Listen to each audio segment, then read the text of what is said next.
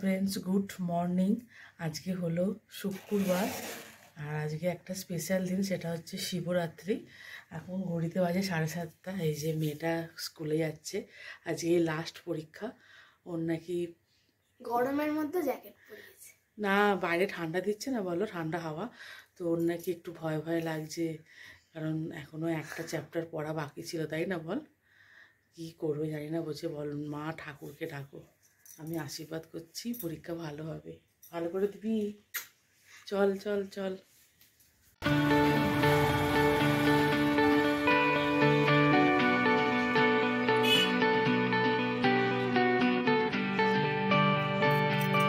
পরীক্ষা দিতেও চলে গেল। আমি এবারে বিছানাপত্র গোছাই। দেখো এই যে বিছানাপত্র পুরো ভাগাড় হয়ে রয়েছে, ওগুলো গোছাবো। ওইদিকে ওরও ঘর, ওই ঘরেরও বিছানাটা গোছাবো, গুছিয়ে বাসন মাজবো, ঘর মুছবো, মুছে তারপরে চান করবো না, যেহেতু গঙ্গায় যাব, এমনি গাটা ধুয়ে নেবো। ধুয়ে তারপরে 9টা 9:30 নাগাদ বেরিয়ে যাবো গঙ্গাতে। মেয়েটা আসার আগে আমাকে চলে আসতে হবে। চলো, এখনই ঘড়িতে 7:30 বেজে গেছে, আর এতগুলো কাজ এখনও বাকি আছে। ঝটপট করে কাজগুলো করে তারপর তোমাদের দেখাচ্ছি। ঘড়িতে এখন বাজে 10টা 15। আমার সব কাজই হয়ে গেছে, তখন তোমাদের বললাম যে কাজ সেরে তারপর তোমাদের কাছে আসছি। তো একটুখানি শুয়েছিলাম, শরীরটা কেমন লাগছে, একটু ভালো লাগছে না। তারপরে আবার উপোস, সেই রাত 9টার পরে ঠাকুরকে জল ঢালতে পারবো। আজকের দিনটা একটু কষ্ট হবে জানি, কিন্তু ঠাকুর আছে মাথার উপরে, সব কষ্টই ঠাকুর করে দেবে, নির্মূল করে দেবে। তো মেয়েটাকে এখন আনতে গেছে ওর বাবা। আজকের পরীক্ষাটাই লাস্ট। মেয়েটা এবারে আজকের পরে একটুখানি মানে কি বলবো আর, রেহাই পাবে। তো দেখা যাক আজকের পরীক্ষাটা কেমন দিচ্ছে, কারণ খুবই টাফ পরীক্ষা আজকেও। ফিজিক্স পরীক্ষা, যেহেতু তোমাদের তো বললামই, আর 6টা চ্যাপ্টারের পরীক্ষা দিয়েছে। তো কালকে 5টা চ্যাপ্টার পড়তে পেরেছে, আর একটা চ্যাপ্টার পড়তে কালকে রাত 1টা অবধি পড়েছে, আর পাচ্ছিল না। বলছে মা আমার পিঠে আর মাথায় খুব যন্ত্রণা হচ্ছে। আমি রেখে দে, যতটা হয়েছে হয়েছে, ততটাই পরীক্ষা দিবি, দরকার নেই, থাক রেখে দে। তো ওই জন্য আজকে আবার বলেছে নাকি ওদের স্কুলের সব বন্ধুরা মিলে আবির মাখবে। তা আবির মেখে আসবে, জানি না সত্যি কথা বলেছে না মিথ্যে কথা, আসলেই দেখা যাবে। তোমাদের সাথে সেটা শেয়ার করবো। আর তোমাদের যেহেতু বললাম যে আমি 9টার সময় গঙ্গায় যাবো, গঙ্গায় 9টার সময় যাওয়া হয়নি। দেখবে আজকে একটু ঠান্ডা ঠান্ডা ওয়েদার আছে। আজকে কেন, কাল বিকেলের পর থেকে না এরকম ঠান্ডা ঠান্ডা লাগছে, পাখা জ্বালাতে হচ্ছে না, মানে এতটাই ঠান্ডা লাগছে। তো ওই জন্য আমার বোন বললো যে দিদি একটু বেলা করে যাবো, ওই 11টা 11:30 করে যাবো। তাহলে ভালোই হলো, মেয়েটা এসে যাবে আর মেয়েটাকে খেতে দিয়ে দেবো, মেয়েটা খেয়ে নেবে। ওকে, মেয়েটাকে নিয়ে একবারে যাবো। তো এতদিন পরীক্ষার চক্করে কোথাও যেতে পারিনি, শুধু একমাত্র ওই মাসির বাড়িতে নিয়ে গেছিলাম, যেহেতু সৎসঙ্গ ছিল ঠাকুরের, তো ওই জন্য ওখানে নিয়ে গেছিলাম। আর তো বেরোতে পারিনি, ওকে নিয়ে যাবো। চলো ও আসুক, তারপরে বাকিটা ওর সামনেই আবার বলবো, মানে ওকে দেখাবো যে ও কিরকম সাজে এসেছে, নর্মাল সাজে না আবির মেখে এসেছে। তো চলো। এই যে ও একটু আগেই স্কুল থেকে এলো, দেখো মুখ পুরো সাদা। তোমাদের যেমনটা বললাম যে তো ও এলেই তোমাদের সাথে শেয়ার করব। কি জন্য খেলা হয়নি ওর মুখ থেকেই শুনে নাও। বল। কেউই নিয়ে যায়নি, ওদের ওখানে সব দোকান বন্ধ। মানে যেহেতু আগামীকাল বৃহস্পতিবার ছিল আর আজকে শুক্রবার, বৃহস্পতিবারে দেখবে সব জায়গায় দোকান বন্ধ থাকে, ওই জন্য কেউই নিয়ে যায়নি। ওই জন্য মুখ সাদা করে ঘরে এসছে। কবে খুলবে বলেছে? খেলবে বলেছেন, আমি বলবো একবার খেলতে। ও বলছে 14 তারিখে খেলবে, 14 তারিখে ওদের আনসার শিট দেখাবে, মানে খাতাগুলো একবার দেখাবে। আর তার জন্য ওদের স্কুল যেতে বলেছে, ওরা একবার মিলিয়ে নেবে। অনেক সময় তো হয় এরকম যে ম্যামেরা চেক করতে ভুলে যায়, ওইটা ধরো ঠিক হয়েছে, নম্বর দিল না, ওরকম অনেকবার হয়েছে আমার মেয়ের ক্ষেত্রে।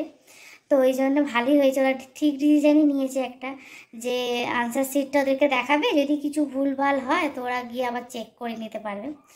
তো সেদিনকেই বোঝা যাবে যে কত কী পেয়েছে না পেয়েছে। তো সেদিনকে খুব আনন্দের দিন তো ওদের জন্য, ওই জন্য ওরা বাইরে বেরিয়ে সব হু হু করে আবির খেলবে, ওদের খুব আনন্দ সেদিন হবে। আর আমার ঘরে এলেই যে কি তৈরি হয়ে রয়েছে সেটা তো ওরা জানে না। ঘরে যেই আসবেই আমাদের থেকে একটা করে মার খাবে, ওর বন্ধুর মাও অপেক্ষা করে থাকবে, আমিও অপেক্ষা করে থাকবো। কিরে, তাই তো? হ্যাঁ, এই যে যাচ্ছে ড্রেস চেঞ্জ করতে। চলো ওকে কিছু খেতে দিয়ে দিই, তারপরে আমি আবার 11টার সময় গঙ্গায় যাব। রেডি হয়েই নিয়েছি, ঘড়িতে এখন বাজে 11টা বাজতে 5 মিনিট বাকি। বোন এক্ষুনি ফোন করেছিল, বললো ওরা আমাদের বাড়িতে আসছে, ওরা এসে এখানে ব্যাগটা রেখে তারপরে একসাথে এখান থেকে বেরিয়ে যাব। তো মেয়েটা ততক্ষণ চান ফান করে নিক, মেয়েটার জন্য জল বসিয়ে দিয়েছি, মেয়েটা যেহেতু আমাদের সাথে যাবে।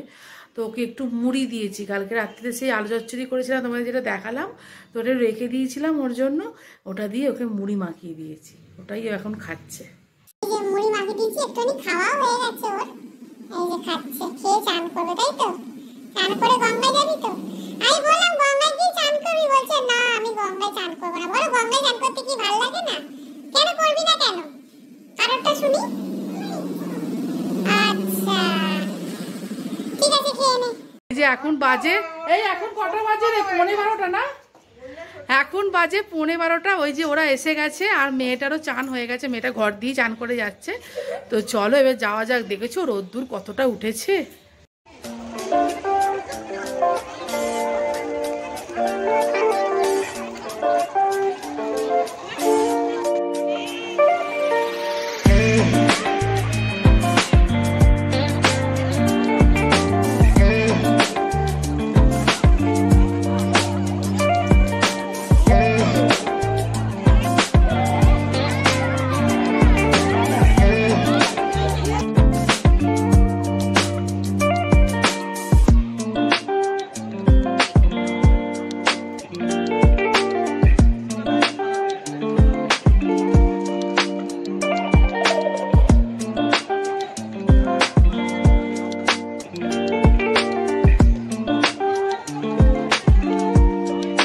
এই যে আমাদের চান হয়ে গেছে, তো এখান থেকে ফুল মালাগুলো কিনে নিচ্ছি রাতের জন্য।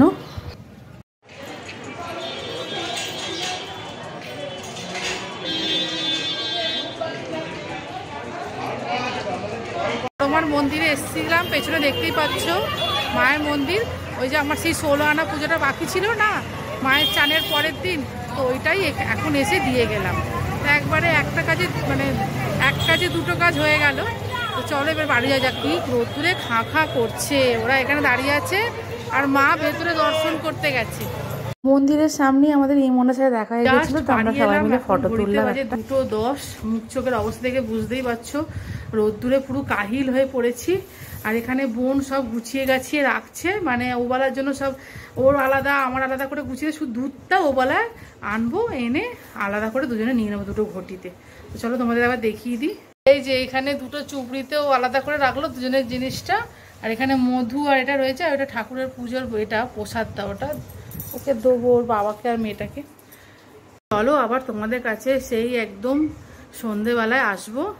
ওদের দুজনের জন্য ভাত করে নিয়েছি, মানে আমার বর বসিয়ে দিয়েছিল ভাত, আমার আসতে দেরি হচ্ছিল বলে ওকে বলে দিয়েছিলাম, ও বসিয়ে দিয়েছে। এই যে এখানে ভাত, আর এই যে এখানে আছে আলু ভাতে, আর দই এনেছে, ঘি আছে, খেয়ে নেবে।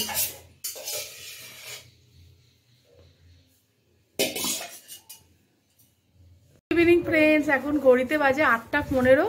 আমরা রেডি হয়ে গেছি, এতক্ষণ ধরে আলতা পরছিলাম, তারপরে চা করলাম। বাবা এলো, বাবা এসে এই শাড়িটা নিয়ে এলো। এই শাড়িটা মানে আমার মেজো বোনের শাড়ি, মেজো বোন অনেকদিন আগেই পাঠিয়েছিল, পরা হয়নি। তো বাবাকে বললাম একটু এই শাড়িটা নিয়ে আসবে, পরবো। তো এই শাড়িটা যে পরেছি, তো তোমরা একটু দেখে বলো কেমন লাগছে। আর বোন আমার শাড়ি একটা পরেছে। এই যে মাও চলে এলো, মা যাবে আমাদের সাথে। তো চলো এবার বেরোনো যাক। এই যে শাড়িটা হচ্ছে এইরকম, তোমরা বলো কেমন লাগছে। পায়ে একটু আলতাও পরেছি। তুমি কালকে পরবে, তুই পরিসনি? আমি সাজিয়ে দিয়েছি, বোন সাজিয়ে দিয়েছে। এই যে এখান থেকে মিষ্টি কিনছি, তো এবার চলো মন্দিরে যাওয়া যাক।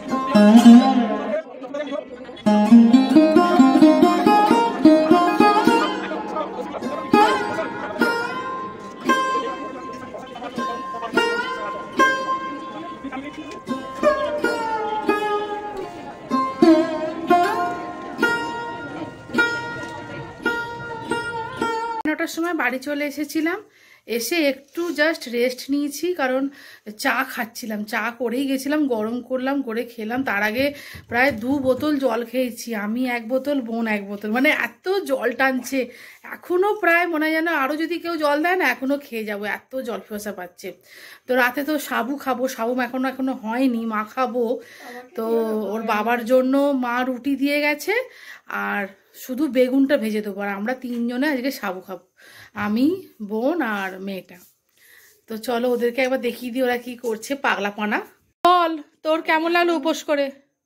আমার এটা নিয়ে 2 বছর হলো, বেশ ভালো লাগলো। যেখানেই যাই, মানে ওই মন্দিরেই গিয়েছিলাম, এই 2 বছর ধরেই যাচ্ছি, মানে একদম মন থেকে যাকে বলে শান্তি পেলাম। কাল রাত 12টা থেকে আমি দুজনই জল খাইনি, পুরো নির্জলে উপোস করেছি। তো বেশ ভালো কাজ। এবারে মন্দিরের ঘটনাটা তোমাদের বলি, বল মন্দিরের ঘটনাটা। আমরা নরমালি যাচ্ছিলাম, তো আমি গিয়ে বললাম লাস্ট কে আছে সেটা জানার জন্য। তো তারপরে আমরা দাঁড়িয়েই ছিলাম, সেখানে একটা মন্দিরের গেট খোলা ছিল। তো হঠাৎ করে দেখলাম যে ওখান দিয়েও 2 জন ঢুকছে। তা আমরা ভাবলাম যে তাহলে যাই, চলো আমি আর তুই ওখান দিয়ে ঢুকে যাই। তো ব্যাস ওই করতে গিয়ে আমরা ঢুকে গেছিলাম। পুজোটা ঠিকঠাকই হচ্ছিল। আর মন্দিরে না 3টে গেট, 3 দিকে 3টে গেট, একদিক দিয়ে লোক ঢুকছে, একদিকে লোক দাঁড়িয়ে রয়েছে, আর একটা গেটের দিকে না লাস্ট মানে ছিল কি বলে লাইনটা। এবারে আমরা ওই লাস্টের দিকে লাইনে দাঁড়িয়ে আছি, আর একজন বলছে চলো এদিক দিয়ে ঢুকে পড়ি। ওরাও 2 জন ঢুকলো, মা মেয়ে, আর আমরা 2 জনে ঢুকে পড়লাম। আমরা যে ঢুকে পড়েছি ব্যাস ওই দিক দিয়ে গজগজ করছে, এই দেখ এরা বিনা লাইনে ঢুকেছে, কি করবো, ওই দিক দিয়ে যেই ঢুকেছে আমরাও ঢুকে পড়েছি। তারপরে তো আমাদের ঢুকিয়ে বউটা এসে পেছন দিয়ে ছিটকিনি দিয়ে দিল, কি কাণ্ড হয়েছে। নাহলে আমরা এত করে বাড়ি আসতে পারতাম না, যা লাইন পড়েছে জানো। তো ওই জন্যই তোমাদের সাথে এটা আমি ঘটনাটা শেয়ার করে দিলাম। এই যে চলে এসেছি সাবু মাখাতে, কারণ 10টা 25 বাজে, এবারে খেয়ে নিতে হবে, কারণ আবার খুব খিদে পেয়ে যাচ্ছে। আর এখানে বেগুন ভাজছি ওর বাবার জন্য, বেগুনটা খাবে, বেগুন ভাজা। আর এখানে রয়েছে রুটি, এই যে মা দিয়ে গেছে, আর আমাদের সাবুটা রয়েছে এখানে। চলো এখানে মাখাই, তোমরা দেখতে থাকো। ফার্স্টে দিয়ে দিচ্ছি নারকোল কোঁড়া, তোমরা তো সবই জানো, তবুও আমি দেখাচ্ছি। সাবু মাখাতে একদম সোজা প্রসেস।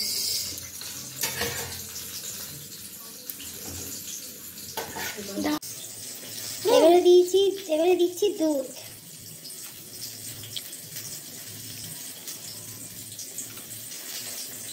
দুধটা পুরোটা দেবো না ভাবছি, পাতলা হয়ে যাবে।